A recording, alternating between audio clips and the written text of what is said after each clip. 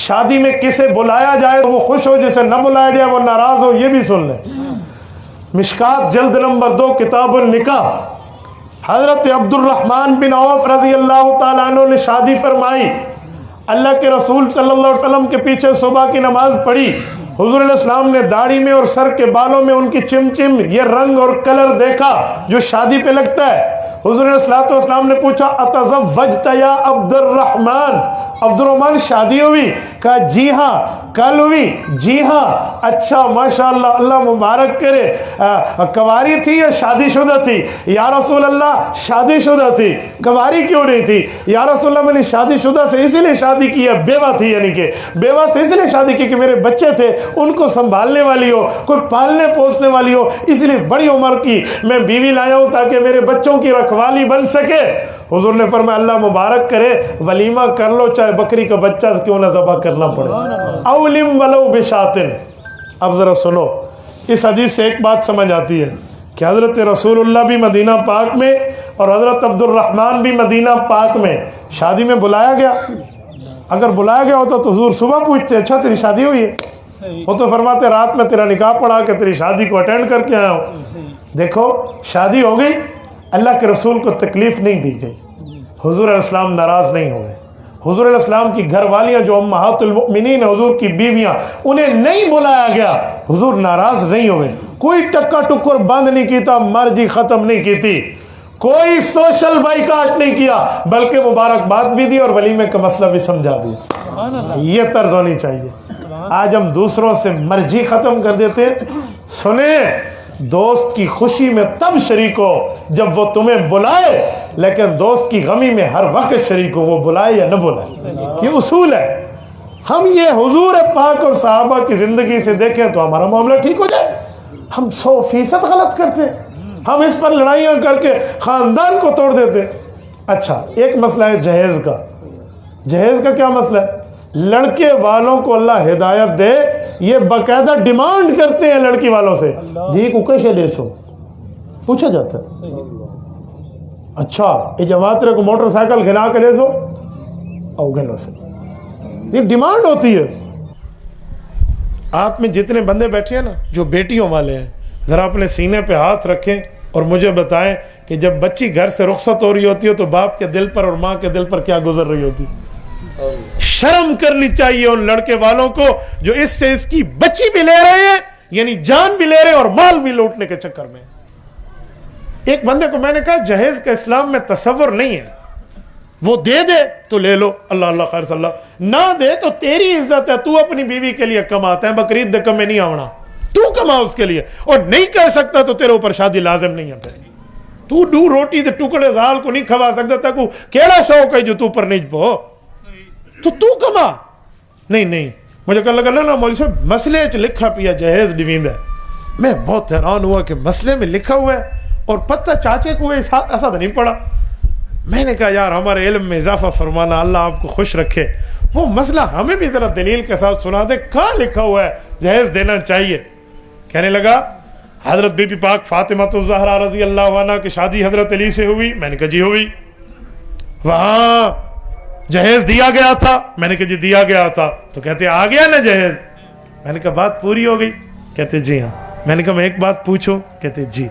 میں نے کہا سوال یہ ہے حضور علیہ السلام کی بیٹیاں کتنی ہیں؟ کہتے ہیں 4۔ میں نے کہا جہیز کتنے کو ملا؟ کہتا ہے 1۔ تو میں نے کہا 3 کو کیوں نہیں ملا؟ اس پر کبھی سوچا؟ یہ میری دلیل تھی، تو اپنی دلیل بڑھا بیٹھے، سمڑا این وہانے تے میں تو چاہ بیٹھے میں ڈے، یہ تو میری دلیل ہے، 3 کو نہیں ملا 1 کو ملا، کیوں؟ یہ میں بتاتا، تو میرے جو بتا رہا ہے نہیں 1 کو ملا تھا تو دینا چاہیے، دینا چاہیے تو سب کو دینا چاہیے۔ حضور علیہ السلام کی تو 4 صاحبزادیاں ہیں، چاروں حضور پاک علیہ السلام کی نور جگر، نور نظر اور لخت جگر ہے، تو کیوں 1 کو دیا؟ مجھے کہتے ہیں آپ بتائیں۔ میں نے کہا اب سن، جہیز دیتے وقت داماد کی ہڈی پسلی دیکھی جاتی ہے کہ معیشت کے لیول پہ کمزور ہے یا مضبوط ہے۔ معیشت میں کھانے پینے کے لحاظ سے، رزق کے معاملے میں وہ کمزور ہے یا مضبوط ہے؟ اگر ہو مضبوط تو پھر صرف رشتہ وہ جانے اور گھر کا جہیز جانے خاوند، اور اگر وہ ایسا معاملہ نہ ہو تو بطور تعاون ساتھ سسر کچھ دے سکتا ہے۔ حضور علیہ السلام کی پہلی نور نظر لخت جگر حضرت زینب رضی اللہ عنہ، حضور کی پہلی بیٹی کی شادی ہوئی حضرت ابو العاص سے. کھاتے پیتے آدمی، رہائش پذیر آدمی، بزنس مین آدمی، حضرت خدیجۃ الکبریٰ جو ان کی ساس بن رہی حضور کی بیوی، ان کے بھانجے، سگے بھانجے ابو العاص لقیط بن ربی، کوئی جہیز نہیں دیا. حضرت زینب کا رشتہ دیا، صرف جاتے وقت ماں نے اپنے گلے کا ہار بیٹی کے گلے میں پہنا دیا بس. دوسری بیٹی حضور علیہ السلام کی سیدہ کائنات سیدہ رقیہ رضی اللہ عنہ، کس سے رشتہ ہوا؟ حضرت عثمان رضی اللہ عنہ سے. حضرت عثمان تو غنی مشہور ہے، تاجر مشہور ہے، مالدار مشہور ہے. حضرت عثمان سے رشتہ ہوا، کوئی جہیز نہیں ہے. وہ بیٹی فوت ہو گئی تو حضرت عثمان غمگین رہنے لگ گئے. حضرت عثمان کی بیوی حضور کی بیٹی فوت ہو گئی، غمگین. ایک دن حضور علیہ السلام نے پوچھا عثمان آپ پریشان ہیں؟ کہ یا رسول اللہ پریشان تو ہوں گا کہ رشتہ آپ سے بنا تھا، تعلق آپ سے بنا تھا، وہ بھی ٹوٹ گئے. میری بیوی فوت ہو گئی، آپ کی بیٹی، تو میں پریشان ہوں. کہ عثمان تیری پریشانی ہم سے نہیں دیکھی جاتی، میری بیٹی ام کلثوم موجود ہے تو اس سے نکاح کر لے. سبحان اللہ سبحان اللہ. دوسری بیٹی بھی پہلی کے فوت ہونے کے بعد حضور نے حضرت عثمان کو دی، کوئی جہیز کا ذکر نہیں ہے. چوتھی بیٹی حضرت علی المرتضیٰ کو ملی ہے، سیدہ فاطمہ الزہرا رضی اللہ عنہ. حضرت علی المرتضیٰ تو معیشت لیول پہ کمزور آدمی تھے.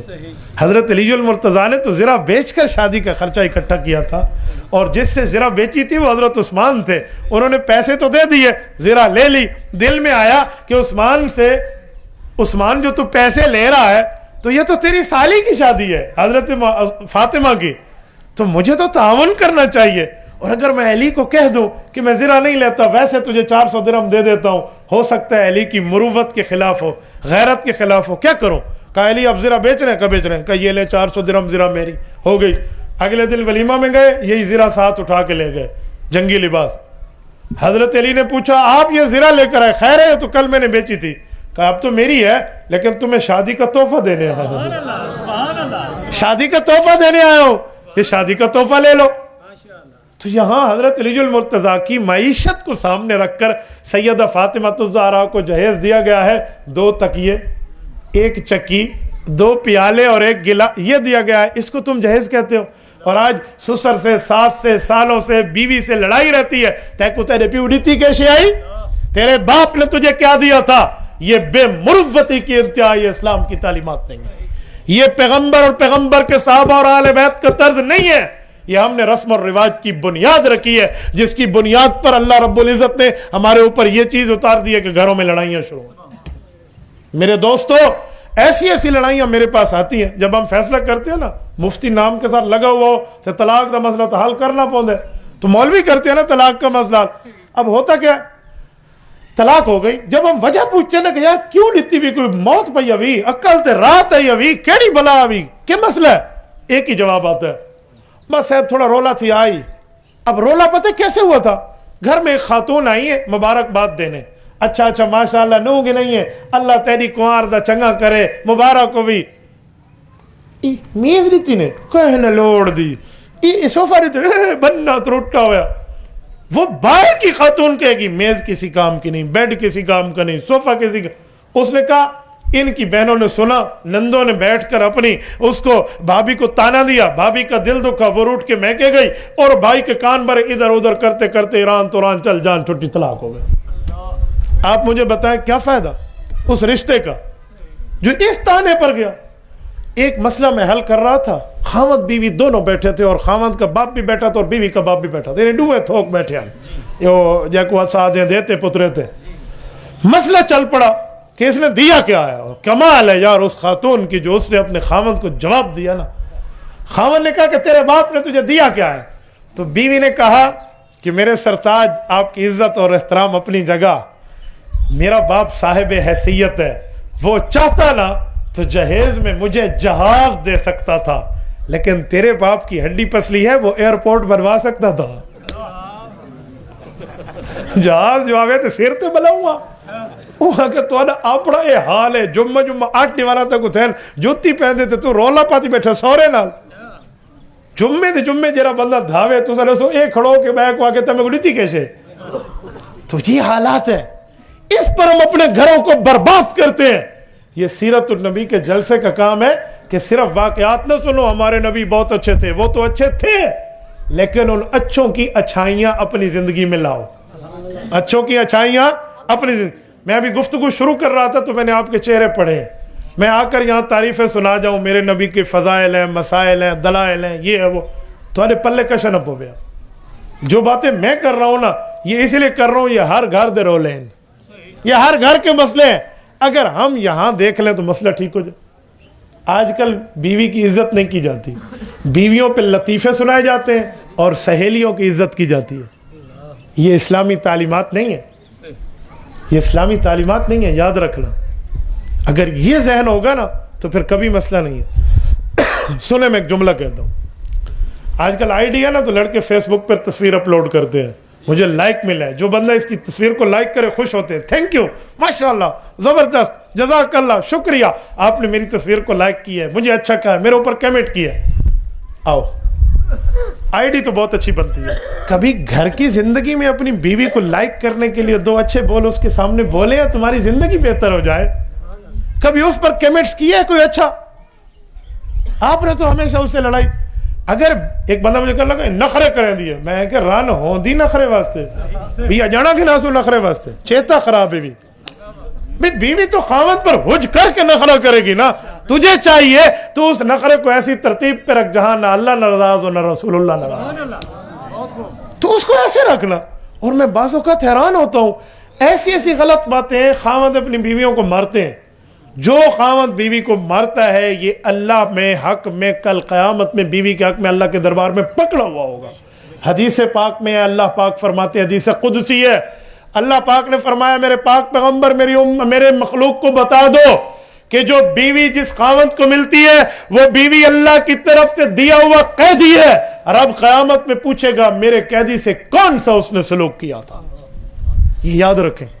میرے ایک شاگرد ہے، وہ اپنی بیوی کو کار میں بٹھانے کے لیے کھڑکی اس نے خود کھولی، اس نے بٹھایا، کار لے کر چلا گیا، تو دوستوں نے کہا تجھے شرم نہیں آتی، تو ران مرید تھی گئی، ران دے ہاتھ کھولنی ہے، آپ نہیں کھول سکتی، تانا دیکھے، تجھے شرم نہیں آتی، تو کھڑکی کھول رہا ہے، وہ کھڑکی خود کھول سکتی تھی، اس کے ہاتھ کام کرتے تھے، تو نے تو خامخواہ سے اس کی کھڑکی کھولی۔ اب توجہ رکھنا، میں نے انہیں کہا کہ اس بندے نے تو حدیث پر عمل کیا۔ کیسی حدیث؟ سنن نبی داؤد میں حدیث پاک موجود ہے، سیدہ صفیہ رضی اللہ عنہ ام المؤمنین ہے، پیغمبر اسلام کی بیوی آپ کی اور ہماری اماں جان ہے، اونٹ پر بیٹھنے لگی تو نہ بیٹھ سکی، اللہ کے رسول نے اپنے گھٹنے مبارک کو اونٹ کی کمر کے ساتھ پیٹ کے ساتھ ملایا اور فرمایا صفیہ میری اس ران کے اوپر پاؤں رکھ اور اونٹ پہ چڑھ جا۔ یہ پرانے زمانے کی کھڑکی کھولنا نہیں ہے، یہ کیا ہے؟ تو یاد رکھیں، اپنی بیویوں کی عزت کرنا سیکھیں، اپنے ماں باپ کی عزت کرنا سیکھیں، اپنے سے بڑے کی عزت سیکھیں، علماء کی قدر سیکھیں، اپنے سے چھوٹے پر شفقت سیکھیں۔ یہ پیغمبر کے صحابہ اور اہل بیت کی تعلیمات ہیں، یہ کریں گے تو ہماری کامیابی ہے، نہیں کریں گے تو خالی سننے سنانے سے کچھ نہیں ہوتا جب تک عمل میں نہیں ہے۔ عمل سے زندگی بنتی ہے، جنت بھی جہنم بھی، یہ خاکی اپنی فطرت میں نہ نوری ہے نہ ناری۔ تبارك الذي نزل الفرقان على عبده ليكون للعالمين نذيرا